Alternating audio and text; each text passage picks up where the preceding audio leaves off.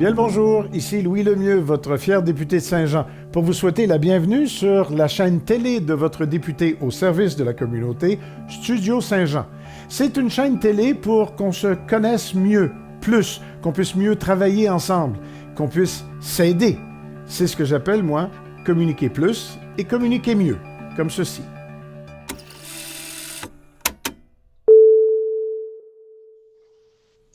Bonjour, ici Jean Touin de Studio Saint-Jean. Il y avait une journée nationale de la famille en février. Et puis aujourd'hui, nous allons rencontrer une personne qui travaille à la Maison de la famille à Saint-Jean, qui s'appelle la Maison Famille à cœur. Et nous rencontrons Mme Mallory Gagné. Bonjour, Mme Gagné. Bonjour, Jean. Ça va bien? Oui, ça va bien, et vous? Oui. Eh bien, la Maison de la famille, ça fait quand même plusieurs années que ça existe. J'étais allé, je pense, au 25e anniversaire il y a une couple d'années, là. Tout à fait. Comment ça a parti, ça? C'était pourquoi que ça a été mis sur pied? Bien, en fait, c'est ça, la Maison de la famille va fêter ses 30 ans là, en 2023 déjà. Alors, il y a 30 ans, c'est un groupe de parents, des mères particulièrement, qui voulaient partir une maison de la famille parce qu'ils trouvaient qu'il manquait une école de parents à l'époque. Un endroit où les parents, les mères pouvaient se réunir, parce que là, si on recule de 30 ans, c'était surtout les mères, pouvaient se réunir et discuter entre elles et s'outiller entre elles par rapport à l'éducation de leurs enfants. Fait que c'était vraiment un réseau de soutien qui voulait se créer et de se donner des trucs, puis des moyens, puis des outils pour alléger là, les inquiétudes par rapport à la discipline parentale. Oui, puis c'était au moment, il y a 30 ans, où les femmes commençaient à travailler plus, puis le réseau social était différent de ce qu'on voyait dans l'ancien temps. Il y avait peut-être moins de grand-mères qui étaient présentes. Alors, c'est vraiment né d'un besoin. Oui, vraiment un besoin local de la population ici là, qui a parti ça. Puis j'ai vu sur votre site web que vous aidez les mères, vous aidez aussi les pères d'une autre façon. Vous êtes aussi un centre, comment que ça s'appelle, le centre pour les femmes enceintes, là? De ressources périnatales, oui. Le centre de ressources périnatales. Parlez-moi donc un petit peu de ce que vous faites avec les gens, là. Bien, en fait, Famille à cœur, tu sais, c'est développé dans les 30 dernières années parce que la mission, c'est d'améliorer la qualité de vie des familles. Qu'on s'entend que les besoins des familles sont évolutifs, donc ils ont évolué au fil des années.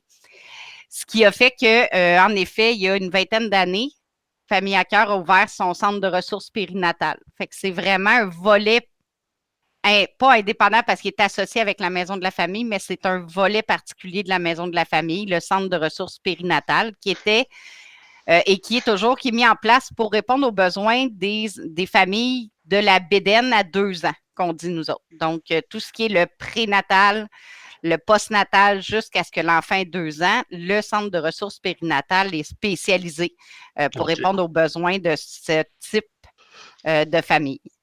C'est un peu comme certains CLSC offrent, comme à Longueuil-Est où j'ai travaillé il y a 40 ans, il y avait ce genre de service pour la périnatalité. C'est un gros département.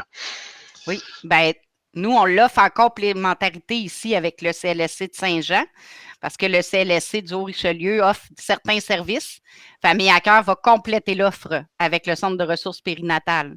Entre autres, on offre un service de relevailles qu'on appelle au centre de ressources périnatales, qui sont des assistantes périnatales qui vont à domicile offrir un répit aux parents. Donc, à partir du moment où la famille a besoin de se reposer, de prendre un moment pour soi, d'avoir du soutien à la maison un peu, de pouvoir avoir du temps, qu'on s'occupe des plus vieux pendant que la maman ou le papa crée son lien avec le nouveau-né. Ça peut être ça aussi. Fait que nos assistantes y vont là, sur une base régulière donner du soutien à domicile. Fait que c'est un des gros mandats du centre de ressources périnatales. Puis pour ce qui est des parents d'enfants plus vieux, oui. Petits-enfants, d'adolescents, j'ai vu dans le Canada français aujourd'hui un atelier le 12 mars. Oui, le SNAP, comme mon toutou là. Ah.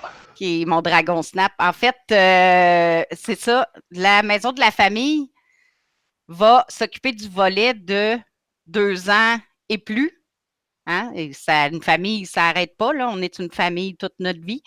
Donc, pour répondre aux besoins de ces familles-là, on a plusieurs services, plusieurs activités, plusieurs ateliers qui vont rejoindre les familles de ces enfants-là. Donc, on a des cafés-rencontres, les galipettes qu'on appelle, qui sont pour les 3 à 5 ans avec leurs parents.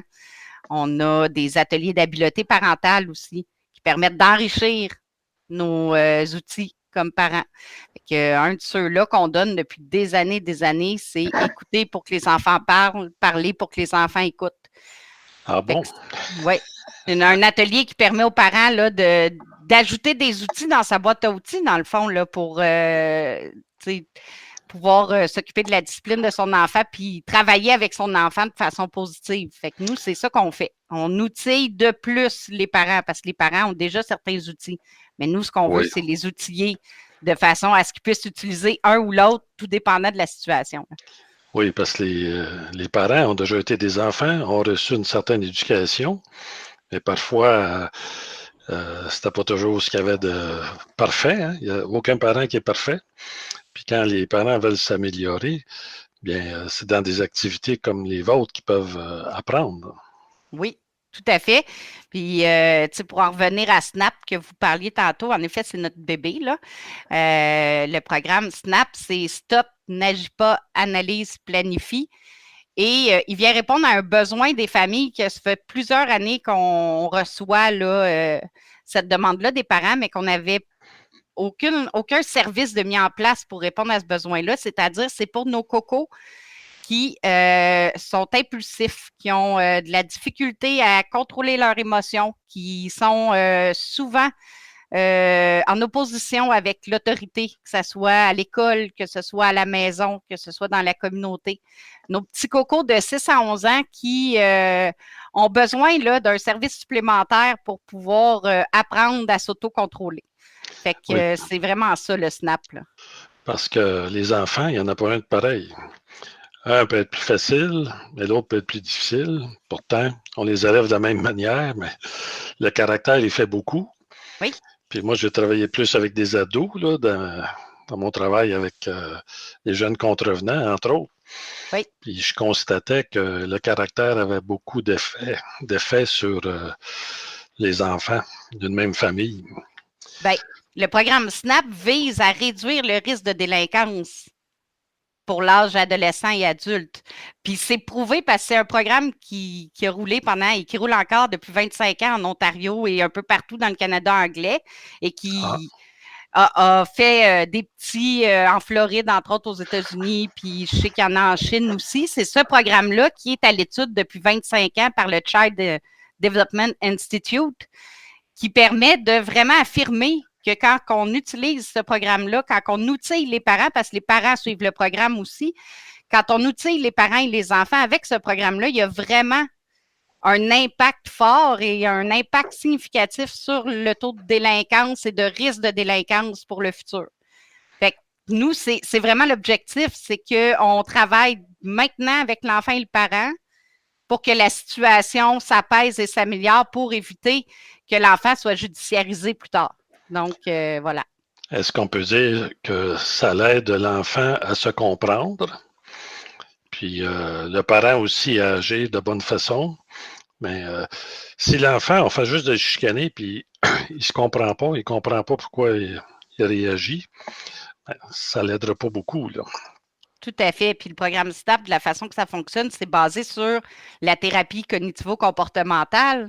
Donc, c'est vraiment une empreinte qu'on laisse à l'enfant qui fait qu'il est capable de déclencher son mécanisme de réflexion par cette empreinte-là. Fait qu'au fil du temps, ça devient un automatisme. Quand il vit une émotion trop intense, il va déclencher son mécanisme qui lui permet de se reculer de la situation, analyser ce qui se passe, prendre la bonne décision et la mettre en action.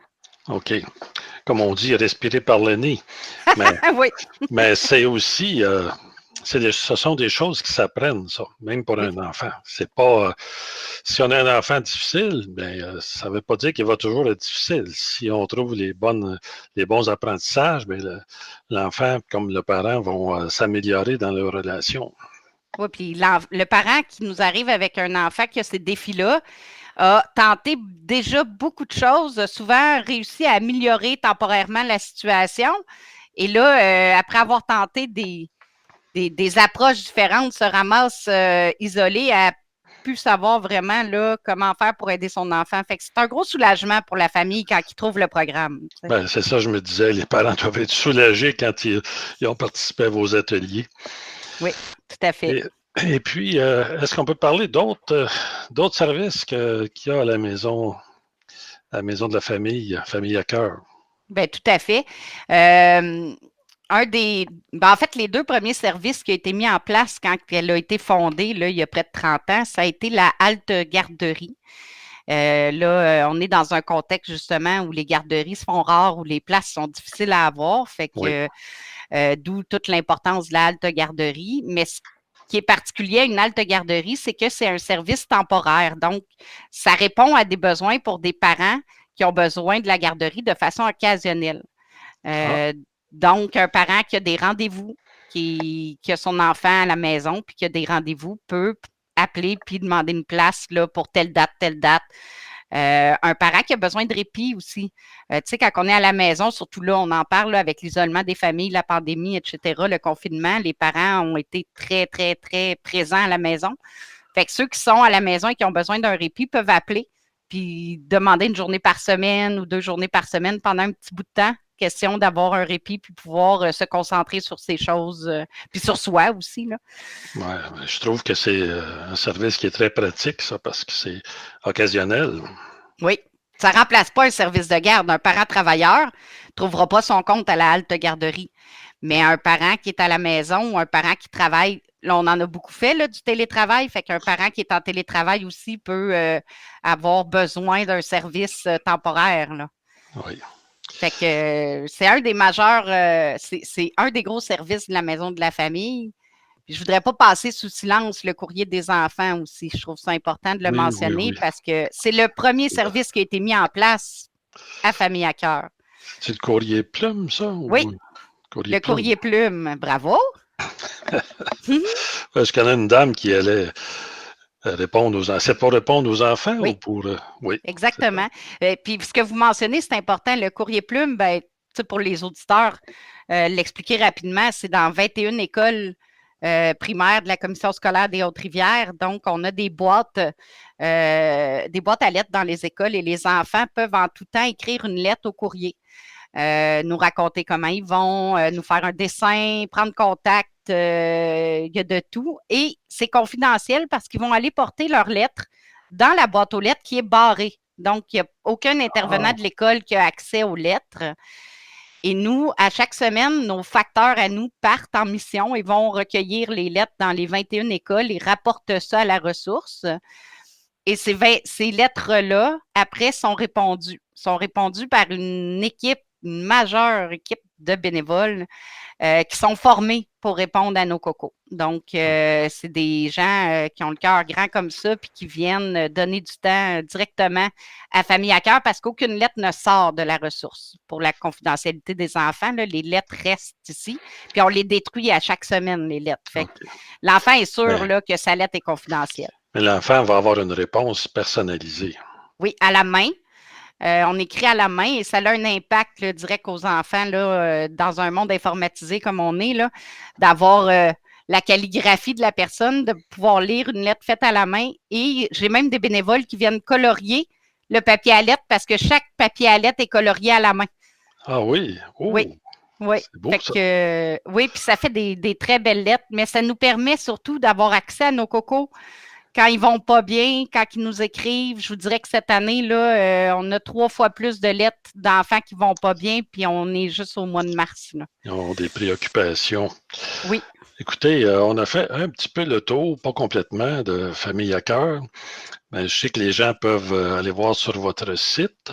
Oui. Avant de terminer, est-ce que vous avez un point que j'ai oublié, que vous aimeriez parler?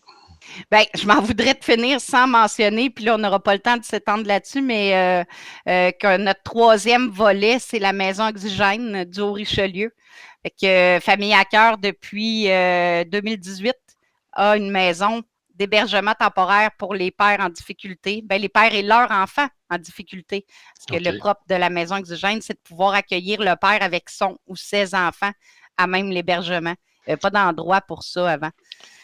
Ah bon, quand ça va très mal, puis que le père s'en va de la maison, puis ou qu'il a perdu sa job, quand tout va mal, autrement dit, ils peuvent faire appel à vous de façon temporaire pour se replacer là, avant de s'orienter. Puis, tu sais, à la maison exogène, on a des intervenants, il y a un plan de séjour. Fait que, tu sais, les papas qui arrivent là ne sont pas laissés à eux-mêmes non plus.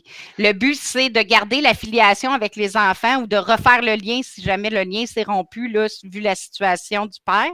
Puis après ça, ben, c'est de travailler pour reprendre son pouvoir comme père, puis être capable de revenir là, dans l'indépendance, son appartement, son travail, pour répondre aux besoins. Là. Au moins, il y a un endroit plus calme là, pour se poser temporairement.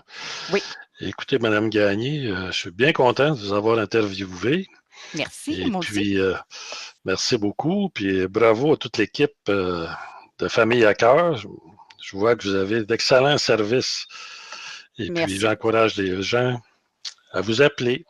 On a vu votre numéro tantôt. Là. Je pense que ça finit par 1734, là, mais 346.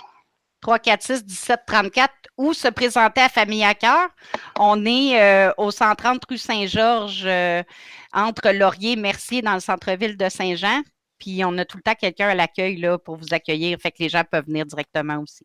En face du petit parc, là, proche de la bibliothèque. Juste à côté des jeux d'eau là, du petit parc de la Bibli. Merci beaucoup. Bien, ça m'a fait plaisir. Merci à vous. Bonne soirée. Bonne journée. Bonne journée. Merci.